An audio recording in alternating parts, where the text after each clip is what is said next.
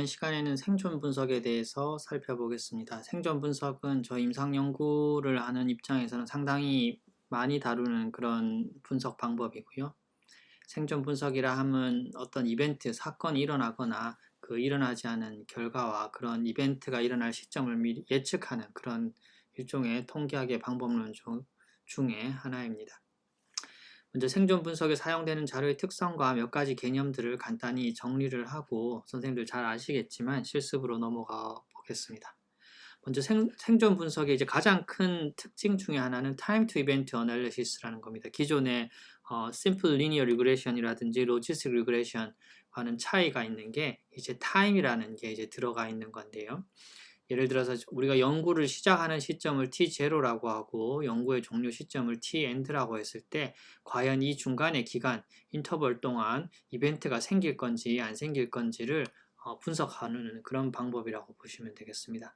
여기서 얘기하는 이벤트랑은 이제 뭐 특별히 뭐 한 가지 이벤트를 정해놓는 건 아니고 연구자가 관심을 가지는 그런 사건이 되겠죠.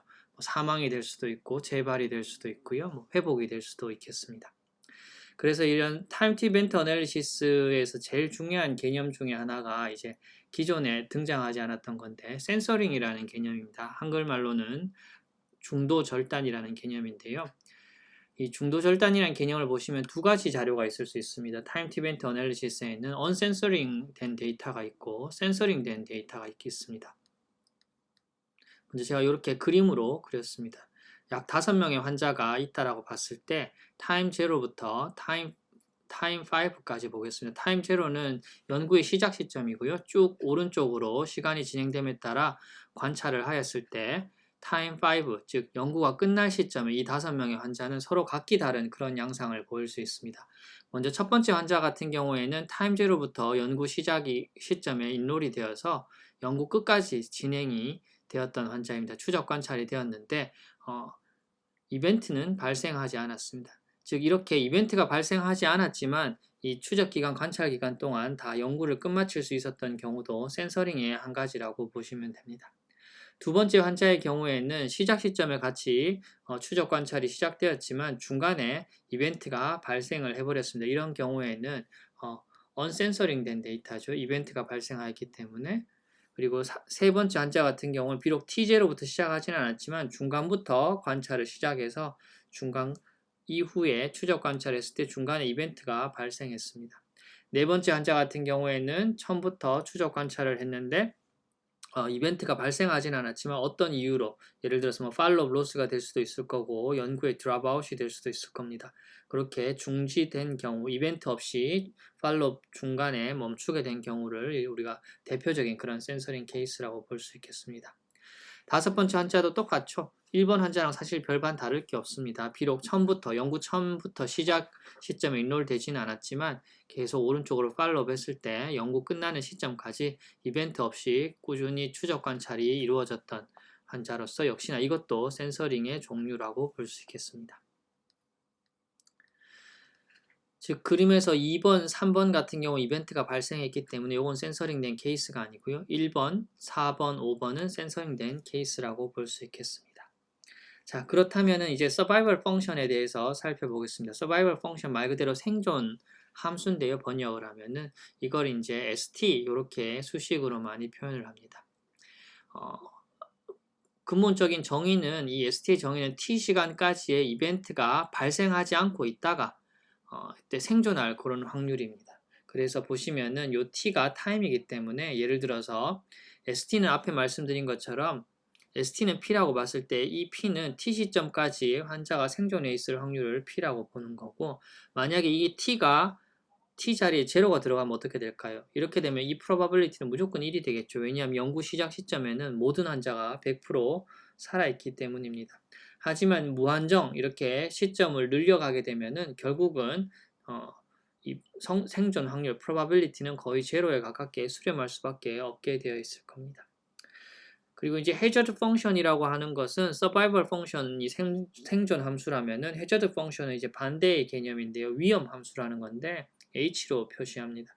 HT라는 의미는 이게 조금 좀 뭐 말장난 같기는 한데 T 시간까지는 사건이 발생하지 않고 생존해 있던 사람이 t라는 시점, 사실 엄밀히 얘기하면 t 플러스 델타 t인데요. 이 델타 t가 아주 0에 가까울 만큼 작은 겁니다. 즉 엄밀히 얘기하면은 t 시점까지는 생존해 있다가 t 플러스 예를 들어서 뭐 0.1, 0.01 이 시간대에 환자가 이벤트가 발생하는 뭐 즉 사망할 그런 위험도를 이제 해저드 펑션이라고 보시면 되겠습니다.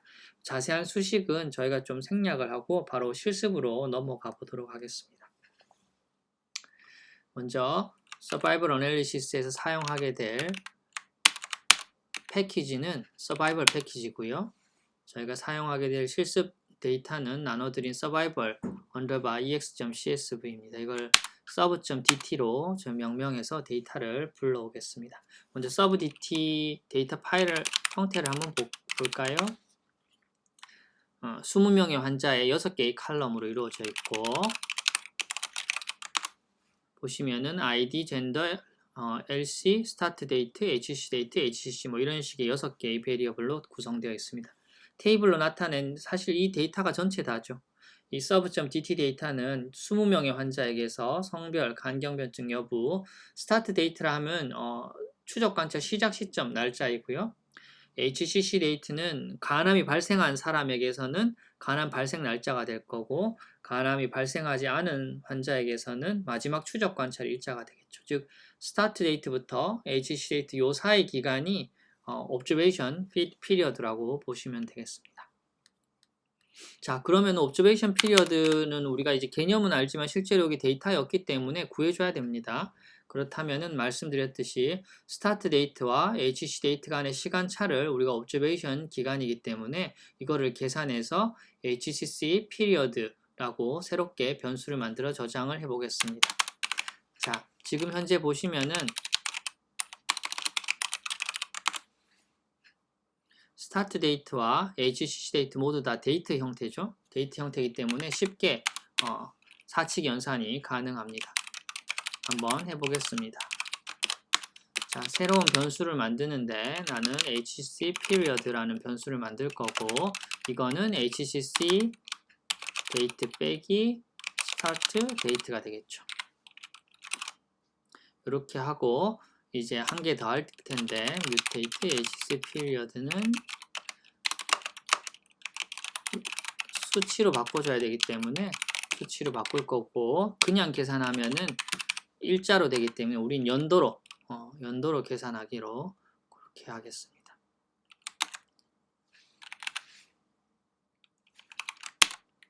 자, 그러면은 한번 볼까요? HC period라는 새로운 변수가 나왔고요. 보시면은 이렇게 연 단위로 나타나 있습니다. 이 연 단위로 나타나 있는 것을 뭐 반올림을 좀 해볼까요? sv.dt hc period는 라운드를 이용해서 hc period를 하는데 첫째 자리에서 반올림을 한다 하면은 7.5년, 9.6년, 10.4년 이런 식으로 observational period를 쉽게 구할 수 있습니다. 자, 제가 미리 이렇게 그래프로 그려놨는데 이렇게 그래프로 그려놓은 걸 보시면은 이제 빨간색은 HCC가 발생하지 않은 환자이고 파란색은 HCC가 발생한 환자입니다. 쭉 내림차순으로 이렇게 나열을 해보면은 첫 번째 환자는 2.1년까지 옵저베이션 했는데 HCC가 발생하지 않았고 두 번째 환자는 2.3년까지 옵저베이션 했는데 2.3년째 HCC가 발생을 했네요.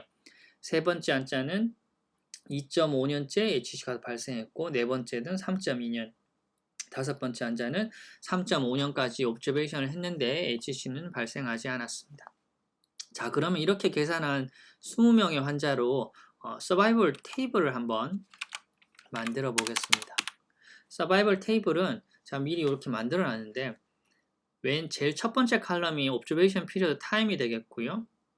그때 당시의 생존자 그리고 그때 당시 이벤트 중도 절단된 환자 수 그리고 이벤트 발생률과 생존율 이렇게 있습니다. 뭐 나머지는 직접 계산하면 되는데 이벤트 발생률은 생존자분의 이벤트가 될 거고요. 생존율은 1 빼기 이벤트 발생률이 될 것입니다. 그래서 그래프를 보시면은 그래프와 테이블을 같이 한번 볼까요? 쭉 제로 시점부터 팔로우를 쭉 합니다. 쭉 팔로우를 하다가 2.1년이 됐죠. 2.1년이 되면은 20명 다 살아있죠. 다 살아있는데 한 명이 어떻게 되나요? 센서링 되죠. 한 명이 센서링 되었고, 하지만 이벤트는 없었기 때문에 20분의 제로 하면은 이벤트 발생률은 0이 되고 생존율은 1이 되게 됩니다. 그 다음 2.1년부터 조금 더 팔로우를 해서 2.3년이 되었습니다. 2.3년 시점에 생존자는 총 몇 명이 되죠? 19명이 되죠. 왜? 앞에서 한 명이 센서링 됐기 때문에 지금 현재는 2.1년부터 2.3년 기간 동안, 즉 2개월 동안은 우리가 19명만 팔로우를 하고 있었습니다. 이 19명 중에서 2.3의 파란색이 있죠. HC가 발생했습니다. 이벤트가 하나 생겼고, 하지만 센서링은 그 기간 내에 없었기 때문에 이벤트 발생률 어떻게 되나요? 19분의 1이 돼서 반올림하면 약 0.05가 됩니다. 이게 20분의 1이 아니고 19분의 1 한 거에 반올림한 겁니다. 이벤트 발생률이 0.05이기 때문에 1 빼기 0.05 하면 생존율은 0.95. 자, 그럼 조금 더 오른쪽으로 가서 2.5년까지 봤습니다. 2.5년째 생존자는 몇 명일까요? 지금까지 20명에서 1명 센서링 됐고 1명 이벤트가 이미 발생했기 때문에 2.5년 시점에 생존자는 총 18명이었습니다. 이 18명이 있던 시점에 2.5년에 1명 더 이벤트가 발생했기 때문에 이때 센서링 없었고요. 발생률은 18분의 1로 계산하면은 약 11%가 나오게 됩니다. 그래서 1 빼기 11% 하면은 0.89가 되게 됩니다. 자, 다음 3.2년 조금 더 팔로우를 더했죠? 조금 더 팔로우를 더했을 때 3.2년을 보시면은 지금까지 2명 이벤트가 발생했고 1명이 센서링 됐기 때문에 3명 빠져나갔죠. 그래서 17명 남았고 이 중에 이벤트는 또 1명 생겼죠. 1명 생겨서 이벤트 발생률은 17분의 1. 사실은 17분의 1이 아니고 이벤트 발생률 요 3개 더한 거겠죠. 17분의 3이 되는 거예요. 17분의 3이 되고 생존율은 1 빼기 0.16 하면 0.84. 그 다음 3.5년째도 똑같이 하면 되겠죠? 4명 빠져나갔으니까 16명 남았는데 이번에 이벤트는 안 생겼고 센서링만 생겼습니다. 그렇기 때문에 이벤트 발생률은 여기 거 그대로 따라오면 되겠죠. 그대로 따라오고 생존율도 변화 없을 겁니다. 즉 이런 식으로 20명의 환자에게서 계속 계산을 하는 게 이게 서바이벌 테이블입니다.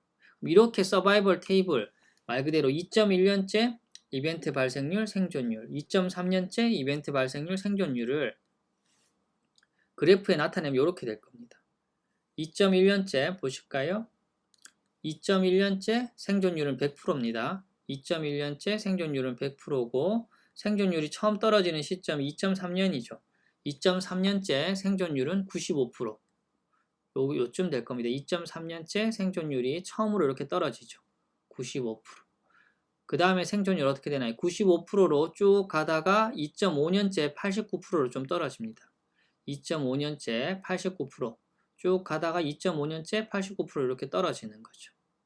그 다음에 2.5년부터 3.2년까지 쭉 가다가 3.2년째 84%로 떨어지죠. 2.5년에서 3.2년까지 쭉 가다가 3.2년에 84%로 뚝 떨어집니다. 즉 위에 보여드렸던 20명의 환자의 서바이벌 테이블을 이렇게 플러스로 계속 그리면은 선생님들 예상하셨듯이 이렇게 계단형으로 나타나게 되는데 이 그래프가 바로 우리가 익숙한 카플란-마이어 커브라고 보시면 되겠습니다.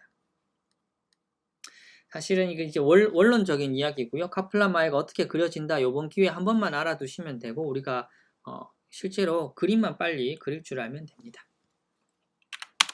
자, 그럼 이런 생존 함수를 비모수적으로 추정하는 이런 방법을 카플란-마이어 메소드라고 하는데 이게 이제 비모수적인 방법입니다. 비모수적인 방법의 의미는 뭐냐면은 우리가 모집단이 어떤 분포를 갖고 있는지 모른다는 겁니다. 이 모집단이 예를 들어서 무슨 정규 분포를 가지는지 뭐 지수 분포를 가지는지 전혀 모른 채 우리가 오로지 가지고 있는 데이터만으로 이렇게 그래프를 그려내는 그런 방법이라고 보시면 되겠습니다. 자, 그러면은 카플란-마이어 커브를 그리는 방법을 바로 가르쳐 드리겠습니다.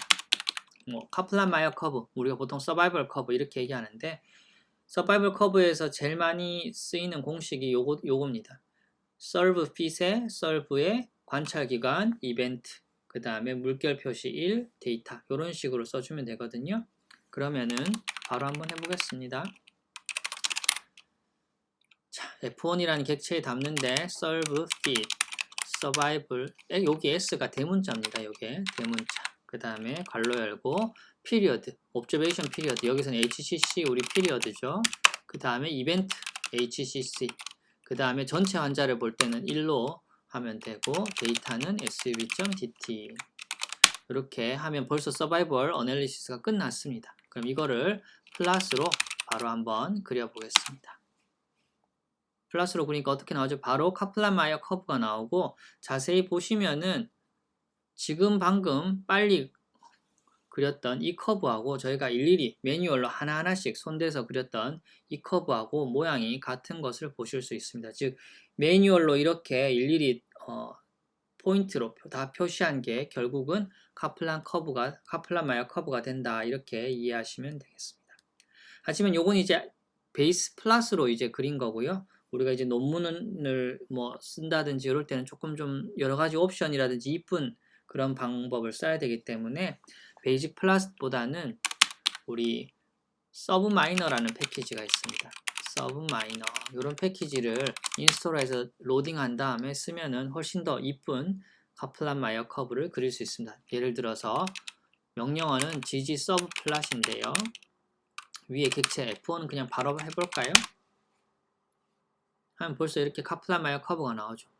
오른쪽에 Y축에 Survival Probability, 그리고 X축에 Observation Period Time, 년이겠죠. 이렇게 되어 있고, 중간중간에 센서링 된 곳에 이렇게 틱으로 표시되어 있고, 이렇게 음영으로 표시되어 있는 곳은 Confidence Interval이라고 보시면 되겠습니다. 이런 서브 플랫의 GG 서브 플랫의 좋은 점은 우리 이제 리스크 테이블은 true라는 옵션을 써주면은 밑에 우리 number at risk 다들 아시죠? 이 number at risk도 나오기 때문에 논문 출판할 때 상당히 편리한 그런 면이 있습니다.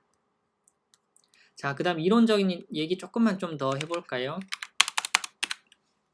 자, 5년 생존율을 한번 계산해 보겠습니다. 5년 생존율. 서머리 기능을 이용하면은 특정 시점에 우리 생존율을 계산할 수 있습니다. 특정 시점. 우리가 전체적인 서바이벌 커브, 카플란-마이어 커브가 필요할 때도 있지만 3년 생존율, 5년 생존율, 7년 생존율, 이런 식으로 어떤 스페시픽한 타임 포인트가 워낙 필요할 때가 있는데, 5년 생존율이 얼마일까요? 그래프를 보시면은 5년일 때 대략 한 뭐 60에서 70% 언저리인 것 같습니다. 한번 실제로 구해 보겠습니다. 방금 우리가 구했던 객체가 서바이벌 객체가 F1에 담았죠. 여기 보시면은 서머리 기능을 이용하면은 많은 정보들이 이렇게 담겨 있습니다. 많은 정보들이 이렇게 담겨 있는데, 지금 이 정보가 어디서 많이 본 것 같지 않으세요? 이게 이제 보시면은 저희가 방금 매뉴얼로 일일이 계산을 했던 서바이벌 테이블이 바로 이겁니다. 보시면은 2.3년에 생존자 19명, 2.3년에 생존자 넘버 앳 리스크가 19명이고, 이벤트가 1명 생겼고, 이벤트 서바이벌이 95%, 2.5년째 18명, 2.5년째 18명이고, 서바이벌이 89.5%, 89.5%. 하지만 단지 차이는 우리는 여기 센서링까지 표시했는데, 이 서바이벌 서머리 기능 안에는 센서링 있는 것은 제외하고 이벤트 있는 것만 이렇게 다 나열을 했습니다. 그래서 우리가 예를 들어서 뭐 5년째 나는 생존율이 궁금하다 라고 하면은 여기 그대로 써주시면 됩니다. 다시 좀 넓히겠습니다. 서머리 그대로 쓰고요. F1 times는 5년. 이렇게 쓰면은 벌써 나오죠. 5년째 총 넘버 앳 리스크 생존자 12명인데 이벤트는 그동안 6개 발생을 했고, 서바이벌 레이트는 66.5%, 이렇게 바로 나오죠. 그래서 5년 생존율은 그래프를 따라갔을 때 요쯤에 되는데 이쪽이 66.5% 정도 되는구나, 이렇게 보실 수가 있습니다. 여기 times라고 해서 자기가 원하는, 보고 싶어하는 특정한 타임을 넣어주시면 되겠습니다. 자, 그 다음 이제 이론의 이제 마지막으로 메디안 서바이벌 계산해 보겠습니다. 메디안 서바이벌. 우리 메디안 서바이벌 엄청 많이 계산하죠. 어떤 연구가 있으면은 뭐 페이지 3 트라이얼에서 어떤 약을 쓰면 메디안 서바이벌이 얼마였다. 많이 계산을 하는데 이 메디안 서바이벌은 중위 생존 시간이죠. 총 환자가 예를 들어서 뭐 30명이다. 혹은 뭐 20명이다. 이러면은 10명 내지 11번째 혹은 15번 내지 16번째 환자의 생존 그 시간을 계산하는 게 메디안 서바이벌이라고 보시면 되겠습니다. 자, 그럼 한번 단순히 계산해 볼까요? 메디안 값에 HCC 피리어드였죠? 전체 환자의 옵저베이션 피리어드의 메디안 값을 한번 볼까요? 5.85년이 나왔습니다. 5.85년. 아, 그러면은 이 20명의 환자에서 메디안 서바이벌 중위 생존 값은 5.85년이다. 이렇게 얘기할 수 있을까요? 이건 틀렸죠? 왜냐하면은 센서링을 전혀 고려하지 않았기 때문입니다. 실제로 보시면은 5.85년은 어딘가요? 5.85년 아마 이쯤 될 겁니다. 이쯤. 아마 이쯤 될 건데 이 5.85년을 이렇게 따라가 보면 한 생존 확률이 훨씬 더 높죠. 방금 배운 기능으로 한번 해볼까요?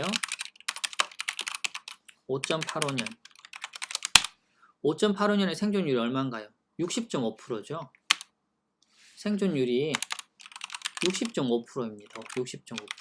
실제로 메디안 서바이벌에는 그 생존율이 50%인 시점, 50%인 시점에서 우리 몇 년 사느냐 이건데 실제로 계산해보니까 틀렸죠. 즉 센서링을 전혀 고려하지 않았기 때문입니다. 그래서 센서링을 고려를 제대로 하면은 어떻게 되나요? 쭉 50%일 때 쭉 따라가 보면은 거의 한 8년 정도 됩니다. 8년.